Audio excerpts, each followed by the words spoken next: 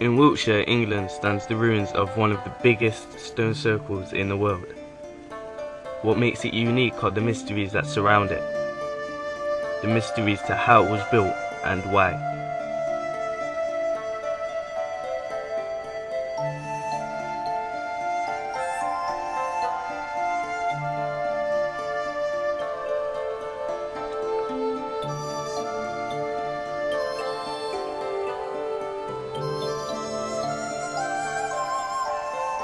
Let's go back to 3100 BC, when preparations for building Stonehenge began. Stonehenge didn't start off with any stones at all. It started off as a circular ditch, a henge.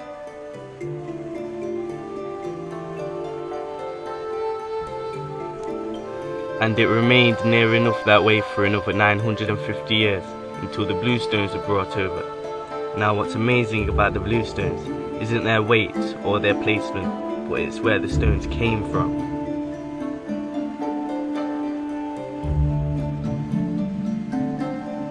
Stonehenge's location.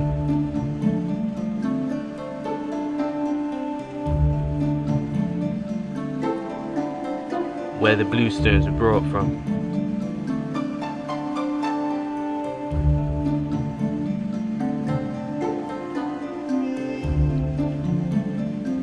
A distance altogether of 240 miles. Now that's a far way to carry 80 stones, weighing roughly 4 to 7 tons.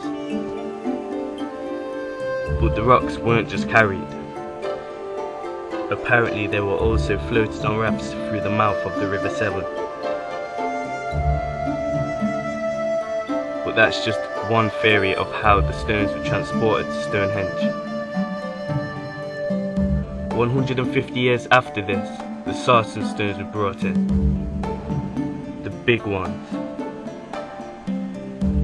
Each being roughly 20 foot in height and weighing roughly 50 tons. The sarsen stones were taken from the Mowbray Downs, 20 miles from Stonehenge, which doesn't seem like a lot when you're comparing it to 240 miles, but it's still a massive distance to carry 50 tons. The method they used to transport the stones is unknown, but experts suggest that they were pulled on greased sleds or pulled along wooden rollers.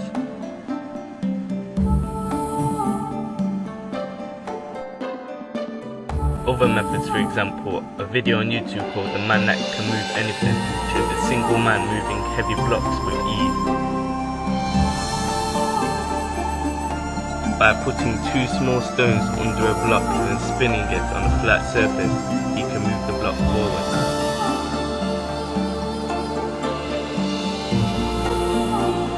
Which is all well and good if you have a flat, hard surface to spin the rock on, but using this technique on grass would just embed the stone into the ground, and you wouldn't be going anywhere. There's no chance it would work on grass.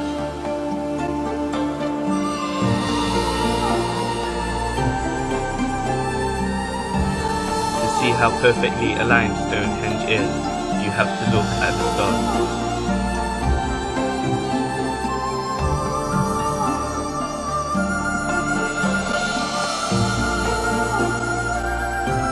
On June the 23rd of every year, the sun rises perfectly aligned with the centre of the heelstone, a sarsen boulder that is located at the entrance.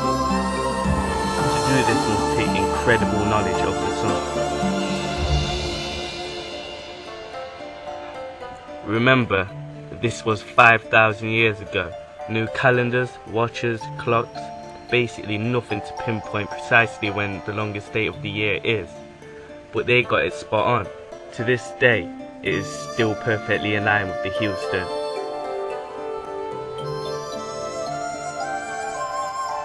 And the sun wasn't the only thing Stonehenge was aligned with.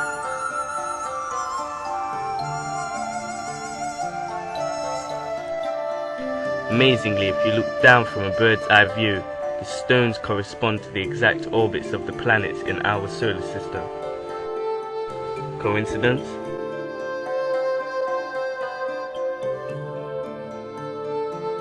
Let's take a trip to Teotihuacan in Mexico. Looking down on this ancient city, the structures are also perfectly in line with the orbits of the planets in our solar system, with the temple of the sun being in the center. Two ancient civilizations with gigantic structures halfway across the world from each other, aligned perfectly with the stars and planets.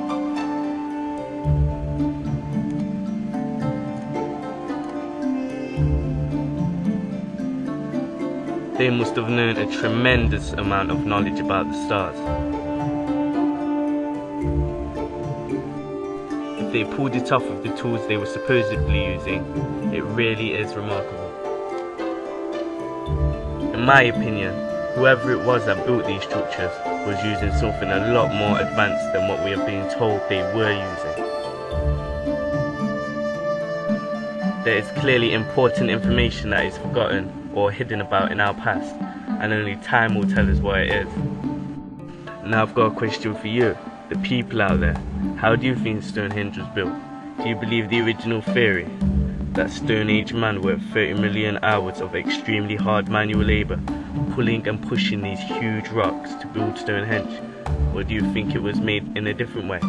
Maybe it wasn't even made by a man, I don't know. But let me know what you think, I really would like to know. I hope you enjoyed the video. Don't forget to rate and subscribe if you haven't already.